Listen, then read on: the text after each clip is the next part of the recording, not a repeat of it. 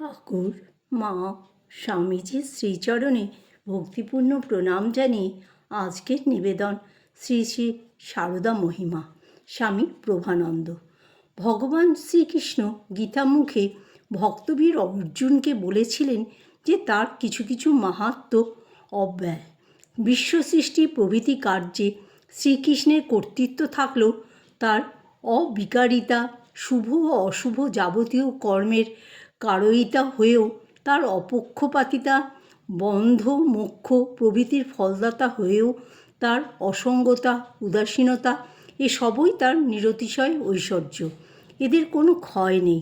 অন্যদিকে তার অপর ঐশ্বর্য সকল বা বিভূতিমালা ভিন্নধর্মী। এ বিচারের সূত্র ধরে বলা চলে যে শ্রী সারদার চিরন্তন অব্যয় অক্ষয় মহিমা তার পরমা প্রকৃতি সূচক। তিনি আদ্যাশক্তি, অভয়া, বরদা, আশ্রিতের রক্ষাকর্ত্রী, দুর্জনের শাসনকর্ত্রী। জীবকল্যাণ ইচ্ছা তার যাবতীয় কাজকর্মের প্রেষণা। অতীত অন্যান্য অবতারগণের সঙ্গিনীদের মধ্যে এরূপ অব্যয় মাহাত্ম্য দেখা গিয়েছিল। এবার শ্রীরামকৃষ্ণের লীলাসঙ্গিনী রূপেও তার মধ্যে বিস্ফুরিত হয়েছিল অব্যয় মাহাত্ম্য। অপরপক্ষে শ্রী সারদার জয়রামবাটির মুখুজ্জে পরিবারের গৃহকর্তৃত্ব, ত্যাগী সন্ন্যাসী সঙ্ঘে প্রেরণাদান, দোষী নির্দোষ, ধনী নির্ধন, পুরুষ নারী সকলকে তার মাতৃস্নেহের অঞ্চলে আশ্রয়দান, এসবই তার কাল অনুসারী মাহাত্ম্য। এই কালানুসারী মাহাত্ম্যের অন্তর্ভুক্ত তার রুদ্ররূপ ও শান্তরূপ।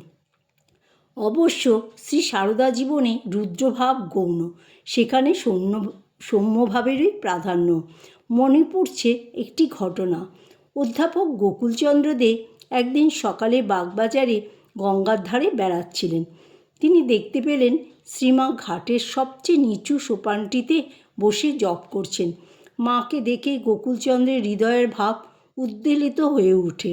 তিনি কিছু দূরে দাঁড়িয়ে নিম্নকণ্ঠে উচ্চারণ করতে থাকেন, সৌম্য সৌম্য তরা শেষ সৌম্য ভাস্তী সুন্দরী ইত্যাদি। অকস্মাৎ দেখেন শ্রীমা পিছন ফিরে তাকে দুহাত তুলে আশীর্বাদ করছেন। তারপর তিনি আবার জপে মনোনিবেশ করলেন। গোকুলচন্দ্র নিজেকে ধন্য জ্ঞান করেন। শ্রী মায়ের ৬৭ বছরের মর্তলীলার সর্বাংশে ঐশ্বর্য, যশ ও শ্রী সমপরিমাণে বিস্ফুরিত হয়নি। তুলনামূলকভাবে বলা চলে তার জীবনকালের উপরোক্ত তৃতীয় পর্যায়ে তার মাহাত্ম্য সকল স্পষ্টতর ও উজ্জ্বলতরভাবে বিস্ফোরিত হয়েছিল।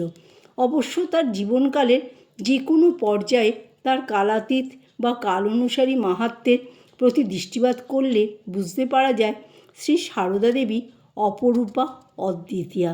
কিন্তু সে মহিমা সকল আনন্দদায়ক ও আকর্ষণীয় হলেও তার মর্মার্থ যথার্থভাবে অনুধাবন ছিল দুঃসাধ্য এবং স্বীকারও করতে হয় তা।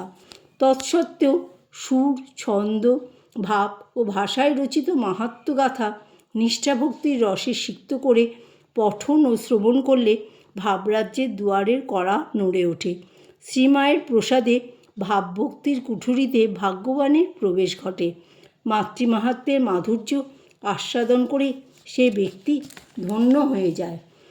তিনি অসাধারণত্বের মর্যাদার কোনো প্রাচীন তুলে সাধারণ মানুষের কাছ থেকে সরে থাকেননি। মহামূল্যবান মাহাত্ম্যমাল্য ধারণ করে তিনি দীনবেশে মধুর মাতৃমূর্তিতে জনসমাজে উপস্থিত হয়েছিলেন। তিনি ছিলেন সহজলভ্য। তার কাছে সকলেরই যাতায়াত ছিল সহজ, স্বচ্ছন্দপূর্ণ। কিন্তু অতি নগণ্য সাধারণ বেশে তার মাতৃপ্রতিমাখানি দাঁড়িয়েছিল কয়েকটি অসাধারণ চারিত্র্যগুণের খুঁটির উপর। সেগুলি তার খণ্ড মাহাত্ম্য। তাদের যে কোনোটির প্রতি দৃষ্টিপাত করলে বিস্মিত হতে হয়। বর্তমানে আমরা তাদের কয়েকটি দেখব। শ্রীরামকৃষ্ণের ত্যাগ ঐশ্বর্যের পাশাপাশি শ্রী সারদার ঘোর সংসারাসক্তি দেখে অনেকেই বলে থাকেন শ্রীরামকৃষ্ণ সন্ন্যাসীর আদর্শ এবং শ্রী সারদার সংসারীর। কিন্তু স্বচ্ছ দৃষ্টিবান নিকটজনেরা লক্ষ্য করেছিলেন যে শ্রী সারদা সংসারী ছিলেন পাকাল মাছের মতো। নিরাসক্তি তার মজ্জায় সেদিয়েছিল, নির্বাসনা ছিল তার মুঠোর মধ্যে। তিনি স্বামী অরূপানন্দকে বলেছিলেন, বাসনা থেকেই সব। এই যে আমি এসব নিয়ে আছি, কই আমার তো কোনো বাসনা হয় না, কিছুই নয়। দারিদ্র্যের কাঠিন্য ও নির্মমতার সঙ্গে সুপরিচিত শ্রী সারদা নির্দ্বিধায় লক্ষ্মীনারায়ণ মারোয়ারির 10,000 টাকার দান প্রত্যাখ্যান করেছিলেন। এক ভক্ত সন্তান তাকে একটি দামি এন্ডির চাদর দিতে চাইলে তিনি গ্রহণ করেননি। ওই টাকা দিয়ে সাধু ভক্তের সেবার জন্য ধানি জমি কিনতে নির্দেশ দিয়েছিলেন। প্রবীণা মা শীতে কষ্ট পাচ্ছেন দেখে ব্রহ্মচারী গণেন্দ্রনাথ ভক্তদের অনুরোধে হোয়াইটওয়ে লেডলে থেকে 10 টাকা দিয়ে একটি গেঞ্জি কিনে দেন।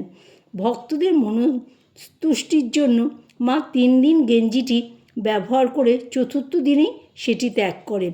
ত্যাগের বাহ্য প্রকাশ অনুপস্থিত বা মুহূর্ত বিশেষে উপস্থিত মাত্র দেখে শ্রীমাকে নিকট ও দূরের অনেকে ভুল বুঝলেও অনাসক্ত নির্বাসনা যে তার মহান চরিত্রের অবিচ্ছেদ্য বৈশিষ্ট্য ছিল, এই বিষয়ে কোনো সন্দেহ নেই।